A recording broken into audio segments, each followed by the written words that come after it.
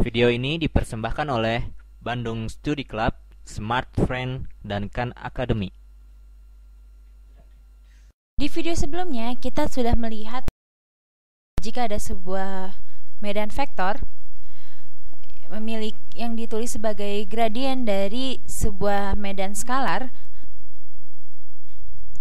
ini sama dengan parsial dari f besar terhadap x dikalikan unit vektor i ditambah dengan parsial dari f besar terhadap y dikalikan dengan unit vektor j ya. Jadi jika medan vektor kita ini memiliki gradien dari medan skalar, maka medan vektor kita merupakan medan vektor konservatif. Dan ini juga menyebutkan kalau di video yang lalu bahwa integral garis di antara dua titik pada medan vektor f ini, misalkan kita punya dua titik di sini, kita gambar pada garis sumbu bidang XY ya. Oke, misalkan kita punya dua titik di sini satu, lalu di sini juga, dan kita punya dua jalur yang berbeda ya di antara dua titik ini. Ini misalkan jalur yang pertama kita sebut sebagai C1, arahnya adalah dari sini, ini arahnya ya ke atas, dan kita juga punya satu jalur lagi dengan arahnya seperti ini, kita sebut ini sebagai C2. Kedua arah ini dari titik yang bawah menuju titik yang atas ya arahnya ya. Dan kedua arah ini, kedua jalur ini masing-masing independen. Maka dari kasus ini integral garis sepanjang C1 dari f.dr ini sama dengan integral garis dari C2, jalur C2 dari f.dr.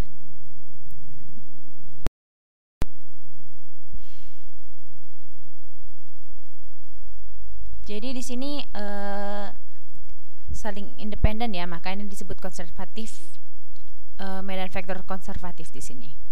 Ini adalah sedikit review dari video yang sebelumnya, dan sekarang kita akan melakukan pengembangan dari konsep ini. Oke, kita bisa menuliskan integral garis kita seperti ini ya.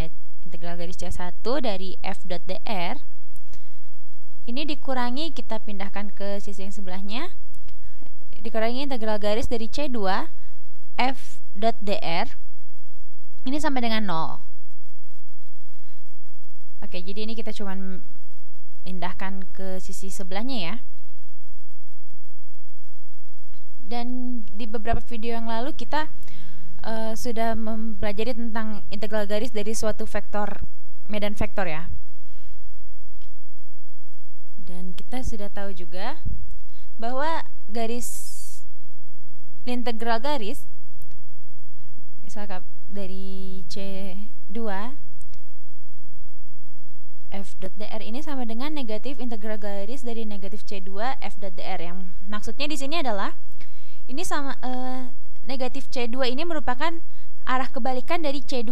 Jadi misalkan kita punya di sini ya, misalkan kita lihat di C2 sini yang warna pink ini, jika dia bernilai negatif berarti dia arahnya tuh ke arah sebaliknya ya. Nah, berawal dari titik yang atas ke titik yang bawah, itu arah negatif C2. Jadi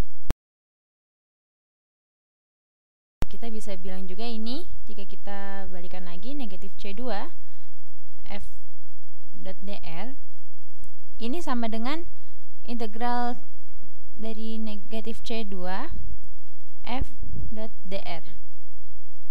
Jadi kita cuman ganti tanda negatifnya ya di kedua belah sisi ya. Maka karena kita punya persamaan ini, kita bisa mengganti persamaan yang ini, yaitu yang ini, dengan persamaan yang ada di sebelahnya.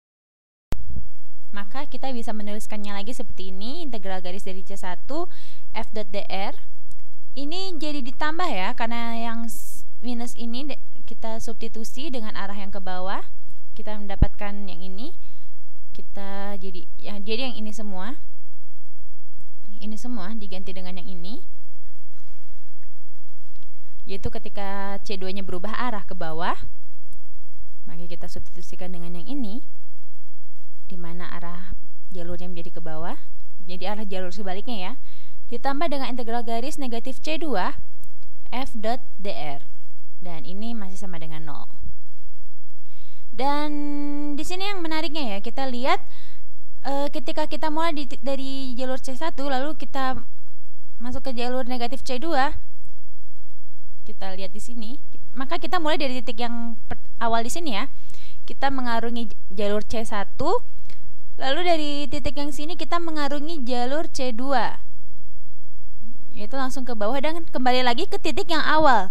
Jadi jalur ini, kedua jalur C1 dan negatif C2 ini merupakan suatu jalur yang loop ya, jalur yang selalu terhubung atau loop, suatu putaran. Jadi kita kembali lagi ke titik yang awal melalui kebalikan dari jalur C2, dan ini sama dengan ini semua sama dengan integral garis tertutup atau integral loop. Jadi kita punya ini integral garis tertutup dari C1 ditambah negatif C2 di sini. Kita punya suatu loop di sini. Dan jalurnya jadi suatu jalur yang tertutup ya, karena dia membentuk sebuah loop. Dan ini dibentuk dari medan vektor yang konservatif di sini. Maka kita bisa menuliskannya sebagai ini, integral garis tertutup dari C1 ditambah negatif C2 F dot dr, dan ini sama dengan 0. Dan ini adalah poin utama yang dibahas dalam video ini. Oke, kita lihat lagi. Kita bisa ngambil kesimpulan. Jadi kalau misalnya kita punya sebuah medan vektor dengan gradien dari sebuah medan skalar, atau bisa kita sebut juga sebagai fungsi potensial ya. Tapi jika kita mempunyai medan vektor dengan gradien medan skalar, kita sebut medan vektor itu sebagai medan vektor konservatif ya. Yaitu pada setiap titik di medan vektor ini jika dia memiliki dua jalur yang independen, kita dapat membentuk sebuah integral garis yang tertutup dari medan vektor yang di sini ya. Di mana integral garis tertutup ini adalah sebuah loop dari satu titik ke titik yang lainnya ya, lalu kembali lagi ke titik yang awal. Maka syaratnya adalah kedua jalur harus independen di sini. Maka jika kita melihat soal seperti ini, integral loop dari f dot dr, dan diketahui bahwa f adalah konservatif dengan gradien dari fungsi lainnya, atau diketahui bahwa f memiliki jalur yang independen, maka kita langsung tahu f dot dr ini adalah 0. Video ini dipersembahkan oleh Bandung Study Club, Smart Friend, dan Khan Academy.